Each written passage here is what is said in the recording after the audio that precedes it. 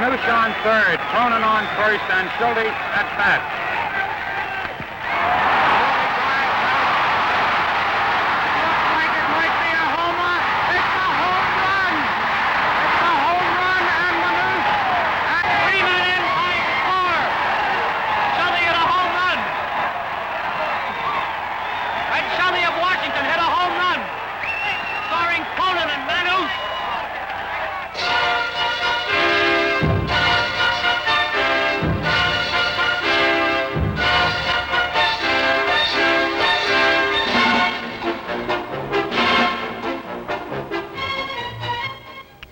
It's been 31 years since the Washington baseball team played in that World Series against the New York Giants. And the cynics say it will be another 31 before the great day arrives. But for Griffith Stadium, now there are only the memories. Where Fred Schulte ran the bases after his home run that October afternoon in 1933, weeds grow higher than a man's head. The great Walter Johnson pitched here for 21 years. There's no trace of the pitcher's mound now. Where presidents once sat, the rusted, scarred remains of a once great arena. On the eve of the 1924 World Series, a Washington Star reporter would write, "The gates of Troy were never called upon to withstand a more ominous army than that which stormed the portals of Griffith Stadium this morning." On September 21st, 1961, fewer than 1,500 turned out. And when Washington infielder Danny O'Connell grounded out against the former tenants, the Minnesota Twins, Griffith Stadium closed for good. A stadium was laid to rest yesterday, wrote Shirley Povich in the Washington Post. Not many showed up for the services, and the deceased was not much of a draw. Abandoned since, Griffith Stadium has sat passively awaiting the final stroke, the smash of the wrecker's iron ball to make way for the new facilities at Howard University. These years have ravaged the old stadium, but it can still remember the golden hours. Hello, I'm Jim Simpson, standing alongside of what used to be the Washington Senators' dugout. There are very few of us who can remember the fact that the Washington Senators actually won a pennant, not one, not two, but three. And they won the World's Championship in 1924 against the New York Giants. The other two pennant championships were in 1925 and, as we said, in 1933. We have with us today a man who is going to help us recall those golden years for the Senators, a Hall of Famer with a lifetime batting average of .322, outfielder Sam Rice. We'll meet Sam and we'll talk about Griffith Stadium, which is about to leave us in a moment. Sam Rice, we said a few moments ago that a lot of people in the Washington area don't even remember a pennant having been won by Washington, but they were in 24, 25, and 33. In 1924, we won the World's Championship. You've got to remember something about that. In 24? In 24. Well, that was, to me, it was a great thing. And, of course, after it is over, this town was a bedlam. And the whole ballpark was just alive. And I would imagine it'd be like what if the Senators won in 1965. They really went wild, huh? Yes, they did. Yeah. Sam, looking back to the 1924 series, of course, everybody remembers the hit that McNeely got that supposedly hit a pebble and went over Lindstrom's head for the base hit that won the series for the Senators. You saw it from the dugout. How did it look to you? I don't think it was a pebble. I think the ball was sort of topped a little bit. It wasn't hit hard, and the hit just right, and it bounced over Lindstrom's head. You're telling me then that had the ball not hit that little hole, it should have been an easy out. Oh, very easy out. That would have been it, huh? Yeah. 1925, you played the Pittsburgh Pirates. What can you remember? We lost that one. What can you remember about 25? Well, about all I can remember about that is the weather. What was the matter with the terrible, weather? rainy, bad weather, dark. And The whole why they series, play it, I never know, but they did. The whole series or just one of those games? Well, the whole series was dark and rainy. Wasn't 1925 when Earl Smith, the Pittsburgh catcher, hit one out here to right center field, and Sam Rice went back, and he either caught it or he didn't, and a lot of people still talking about that. Was that the spot? That's one of the games, yeah. Out in right center field. Right What kind center. of catch was it, Sam? Well, I had paced off how far it was to the stand. I had You mean, sort now, of let me- measured it off. May I interrupt you? You mean from where you were playing? You knew From exactly where I how would many play. steps it was back to the stand. Practically, yeah. Mhm. And then the ball was on my right-hand side a little bit, and I turned and went back as far as I could go. I jumped up in the air, and there it was. Now, there are those, Sam Rice, who say you didn't catch the ball. Well, the umpire said so. Now, all right, this is a long time later. This is, what, 39 years later. Did you catch the ball? I'll have to take the Fifth Amendment. 1933, Sam. You're around for that one, too. What can you tell us about the 33? Well, 33 was a good series, but they took us, and I only got into one game, and I got into pinch hit against Schumacher. And how'd you do? Well, I was lucky enough to get a base hit. One more word about the 1924 World's Championship, since it was a World's Championship here in Griffith Stadium. Bucky Harris was the young manager, and I know Bucky. Bucky's around even today. And I've heard a lot about his second base play, but I never saw him. What kind of second baseman was Bucky? He was a marvelous boy, and I played behind him, I know. Mm-hmm. Many a ball that he got that I'd have had to chase down that right field corner if it hadn't been for him, and also Judge. Judge, it was a great pair on the first and second base. What strength down the right side of the field, huh, with That's Joe right. and Bucky. That's right. Sam, looking around Griffith Stadium, looking over the weeds, out here, the scoreboard in left field, up high, a lot of people will remember this. I saw Mickey Mantle hit one that far. They even put a ball up there one time to show how far it was hit. Have you seen a ball hit that far in this stadium?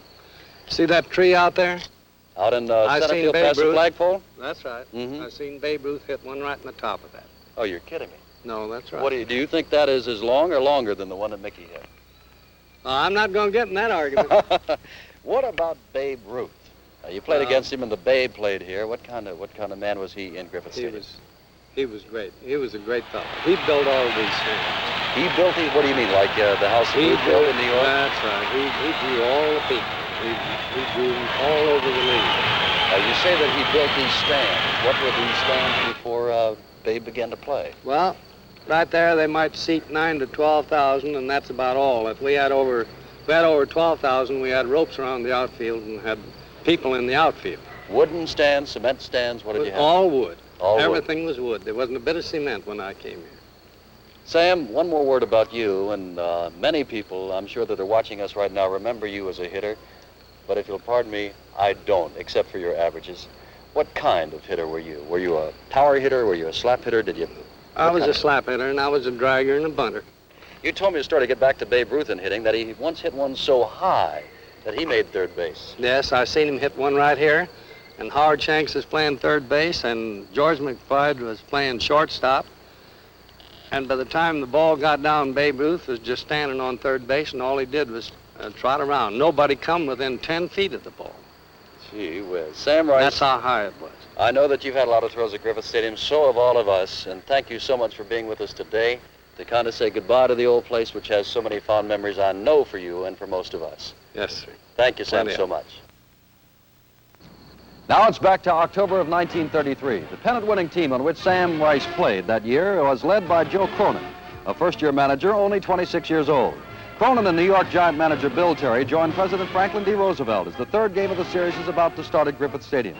Washington, 2 games down, responds to a pregame pep talk by Cronin, wins 4-0 behind Earl Whitehill.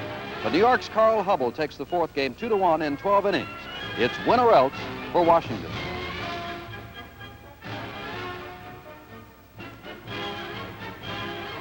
Depression business keeps President Roosevelt away from the fifth game, but Griffith Stadium is filled. Baseball Commissioner Judge Kennesaw Mountain Landis has his front row box. It's Hal Schumacher pitching for New York, Alvin Crowder for Washington.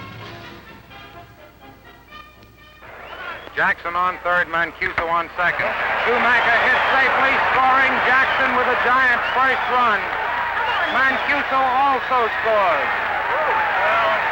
Bill Cronin of the Senators is up with Heine Manouche on first.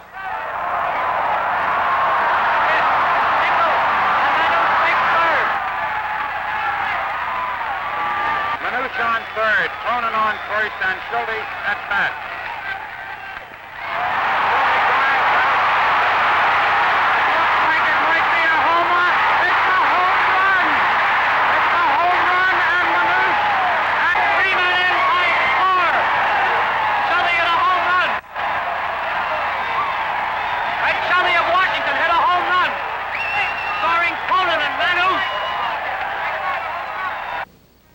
But it wasn't to be. Mellott hit a long fly to left center in the 10th inning, which Schulte just touched as he crashed into the wall, the ball falling into the first row of the bleachers. The Giants won 4-3 and took the championship. A fan wired Washington outfielder Nick Altrock, "I took your advice and bet on Washington. Kindly lend me $50 on my 7-jewel watch." Griffith Stadium had seen its last World Series. It is not that Mr. Griffith will be missed so much around Washington. This is national, yes, even international. Because he was loved by all the people in baseball, whether or not he played with them or against them. When they cut down the old pine tree, it was the theme song for many years of the beloved sportscaster Arch McDonald, the voice of the Senators. Now death had cut down McDonald's longtime companion, Clark Griffith, and Arch paid his final respects on an October night in 1955. He was the kindest man, certainly, that I have ever known, and I'm sure that that same feeling is reflected by all of those who knew him. During our long association, Mr. Griffith was like a father to me. Clark Griffith had helped create the American League at the turn of the century, had transformed a chronically losing, debt-ridden franchise into a winner. In 1954, Mr. Griffith, age 84 and still active at his stadium desk, named his all-time Washington team. Clyde Myron was not only one of the greatest outfielders that ever played for Washington, but he was a great hitter and I think the best base runner of all time. Had he batted as well as Ty Cobb, he'd have led Ty Cobb in base running. Sam Rice was one of the greatest hitters that I've ever seen. He just plucked the ball, but he had a record of making over 200 hits, putting it every year. Bruce Garland, of course, you all know, was a great slugger and also a great fielder, but he was our long-distance hitting man at the ball club.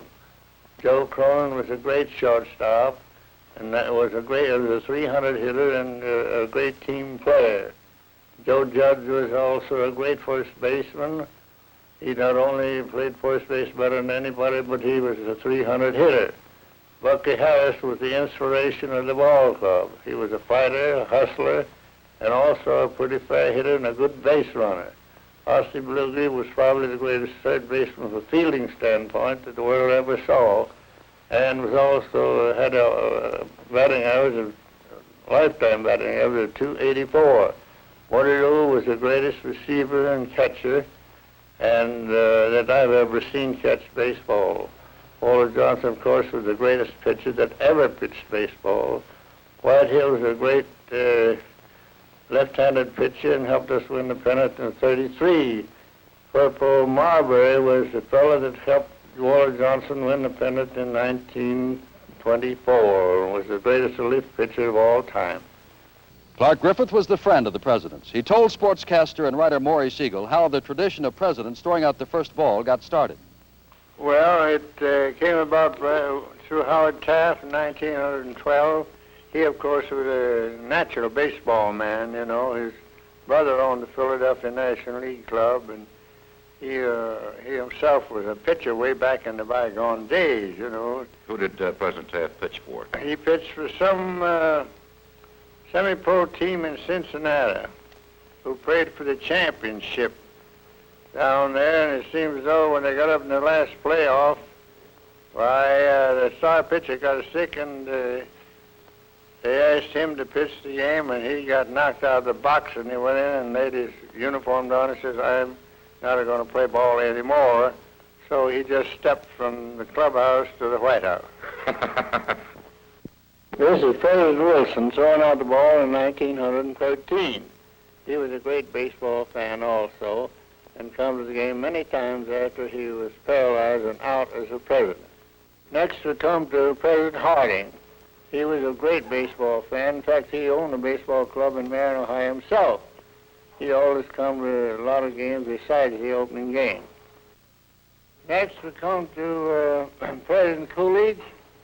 He was, everybody didn't think that he was a great baseball fan, but down his heart he was. But if he wasn't, his wife was a darling. Is this Mrs. Coolidge here? That's Mrs. Coolidge. And she knew how to score a ball game just as well as any of you reporters. In fact, I found that out by sitting beside her one day. She says, you know where I learned this? She says, I was the official scorer at Vassar College. Now we come down to President Hoover. He threw out the ball in 1929, I think it was. And he was also a great baseball man. In fact, he visited many, many ball games after he was out as president. Next we come to our good old pal, Theodore Roosevelt. Franklin D. Roosevelt. Yes, Franklin D., I mean. He was one of the greatest baseball fans we ever had here in the White House. and he was, I don't know, he told me to come every day except that his legs bothered him a little in walking, and he didn't want to go to the trouble. But he was a great baseball man, and he covered over a period of 8 or 9 years that he threw out the first ball. In fact, he'd have been here every year if it wasn't for us, the Secret Service and myself stopping him from coming out here doing the walk. Here's my good old friend Harry. He was a great friend of mine, and I was very fond of him, and he would come any old time you asked him. He was a fellow that was always ready to accommodate and be with you and help baseball because he loved the game himself. In fact, he tried to play once upon a time, but they knocked him out of the box or whatever we tried to do. Anyway, he was a failure, so he put on his glasses and became an umpire. President Eisenhower played baseball and was a fan of sorts, but he risked a few points on the Gallup poll one year by passing up the opener for golf. Presidents haven't missed one since. Clark Griffith was dead when John F. Kennedy threw out the first ball, April 10, 1961. The youngest president to take part in this annual custom, Mr. Kennedy pitched it farther than any of his predecessors. It was to be the last presidential opener at Griffith Stadium. I'm standing now in the presidential box. For 51 years, presidents came here to Griffith Stadium to throw out the first baseball to inaugurate the new season. And this is where they sat right here, but like everything else, the presidential box is being torn down. A few yards from here, right over there, was the place where one of the greats of all time in baseball used to warm up. His name was Walter Perry Johnson, and they called him the Big Train. For 21 years, he pitched for only one team, Washington, won 414 games, struck out nearly 3,500, and one of the first 5 players elected to baseball's Hall of Fame. His plaque reads, conceded to be fastest ball pitcher in history of game. Walter Johnson was wearing a derby when he arrived from Weiser, Idaho, one July day in 1907 to report to the Washington Senators. A few weeks later, he pitched his first game against Detroit at Griffith Stadium. Said Ty Cobb, give that busher 2 years and nobody will touch him. Few batters would during Johnson's career. But on December 9, 1946, the Big Train came to a stop. He was dead at age 58, buried in nearby Rockville, Maryland. If I were manager of a team that had the one most important game in all the world to play, said his old teammate Clyde Milan, and if the good Lord called down and said, Milan, you can choose your own pitcher, I'd say, never mind the specifications, just send me Walter Johnson when he was about 26 years old, and you don't have to add even one little item. It's July 7th, 1937. More than 31,000 on hand at Griffith Stadium. President Franklin D. Roosevelt is there to see if the American League All-Star team can make it 4 out of 5 against the National Leaguers. Judge Landis is there, of course. And so is Babe Ruth, now 2 years in retirement. The rival managers, Joe McCarthy, the Yankees, and Bill Terry, the Giants. McCarthy picks his ace, Lefty Gomez, to start against the great St. Louis Cardinal, Dizzy Dean. For Dean, it's a dark day. Lou Gehrig hits a home run. The American League goes on to win 8-3. Dean is hit on the foot by a line drive by Cleveland's Earl Averill. It breaks Dizzy's toe, and he's never to be the same pitcher again. Pitching with a different motion, he hurts his arm and is out of the majors within 4 years.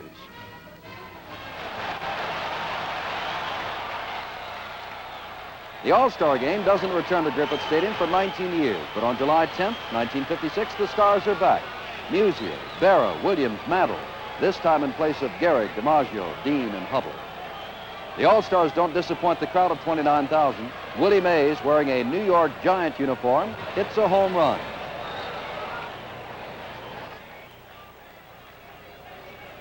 The Cardinal outfielder, Stan Musial, hits a home run.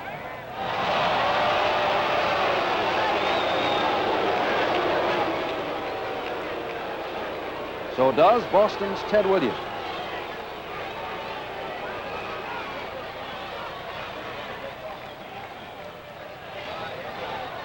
So does DiMaggio's successor, Mickey Mantle. But the National Leaguers win this one 7-3. Frequent home runs by Harmon Killebrew will symbolize the last of the old Washington Senators. They leave town in 1961 for greener pastures in Minnesota. Their departure spells doom for Griffith Stadium. Time was running out for Griffith Stadium on a December day in 1960. The Washington Redskins played Philadelphia, When it was over, the Redskins had lost 38-28, and their days at the old stadium were also over. George Preston Marshall had brought the game of professional football to Washington from Boston in 1937. They came as champions of the East, and that first year won a league championship for Washington, beating the Chicago Bears 28-21. The fans came to see Marshall's Redskins at Griffith Stadium and followed them on the road, leading Bill Coram to write in 1937, "At the head of a 150-piece band and 10,000 fans, George Preston Marshall slipped unobtrusively into New York today." The great Redskin passer Sammy Baugh recalls those days with George Marshall. Mr. Marshall was a fine man. He's a wonderful man, and to me, he was almost like a second father, I'd say, to me, because he did so many fine things for me. Mr. Marshall was a fine businessman, and he ran that organization as a business, and by doing it that way, I think that he probably wasn't as friendly with some of them as they would like to have been, but he didn't ever hedge on anything. He told you exactly where you stood, and you knew where you stood with him, and I rather like it that way. It's December 8, 1940, Griffith Stadium. The Washington Redskins and Chicago Bears meet for the championship of the National Football League. On the second play of the game, the Bears' Bill Osmanski runs 68 yards for a touchdown. George Wilson knocks down 2 Redskins with a block. It's 28-0 at halftime, and incredibly, it gets worse in the second half. The Bears win the championship 73-0. The Redskins are playing Philadelphia on December 7, 1941. Suddenly, generals and admirals are paged at Griffith Stadium and told to report to their offices immediately. The Japanese have bombed Pearl Harbor that day, and America is at war. Now it's 1942, and again the Bears and Redskins are matched for the title at Griffith Stadium. George Marshall will call it his best Redskin team. The Bears score first, but Wilbur Moore intercepts Sid Luckman's pass. Then Sammy Baugh and Moore take over. Baugh throws, Moore catches, and drags 3 Bears with him for the touchdown. The Redskins win 14-6. It'll be the last Washington team to win the league championship. What Walter Johnson was to the Senators, Sammy Baugh was to the Redskins, 2 of sport's greatest performers. Baugh breaks in as a Redskin in 1937, the year the team moves to Washington from Boston. He'll play before Griffith Stadium crowds for 15 years, pass for 186 touchdowns. Grateful fans honor him in 1947, and Sammy Baugh recalls those days.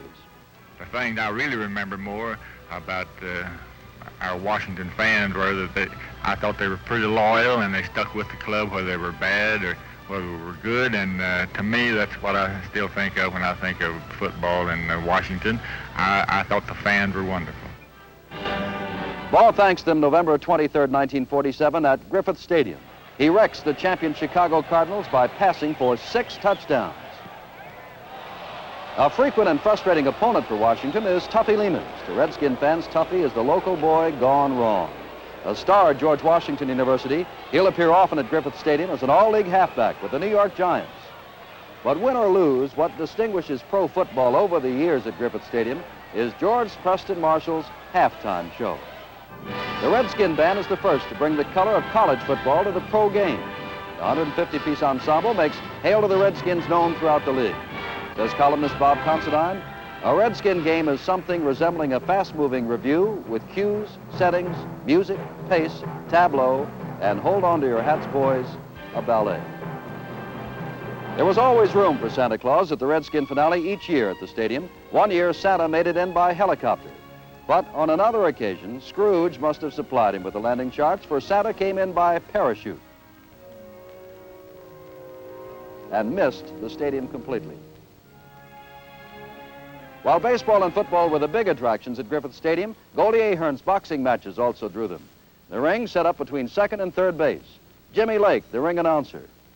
The stadium's biggest fight, May 23rd, 1941. Heavyweight champion Joe Louis is knocked from the ring in the first round by challenger Buddy Baer. But Louis rallies to win a disputed technical knockout in the 6th round. Says the Brown Bomber, I guess I'm growing old or something. Well, Griffith Stadium has seen a great many attractions down over the years. They've had circuses here with the animals entering through the left field gate. During World War II, there was actually a jitterbug contest stationed here, and Boy Scouts have camped on the grounds of Griffith Stadium. Across the street from Griffith Stadium, there is a church. It is called the Church of God. Old Lang Syne was sung there when the stadium closed for good in 1961. A number of the worshipers remembered earlier days when they'd come to the stadium to be baptized by the Reverend Elder Mashaw. A 20-foot pool of water set up at home plate served the purpose. Every day at noon, the melodies of an old spiritual ring out at the Church of God. For Griffith Stadium, it's a requiem. But for Sam Rice and the others who played here, and for those who looked on, there will always be the memory.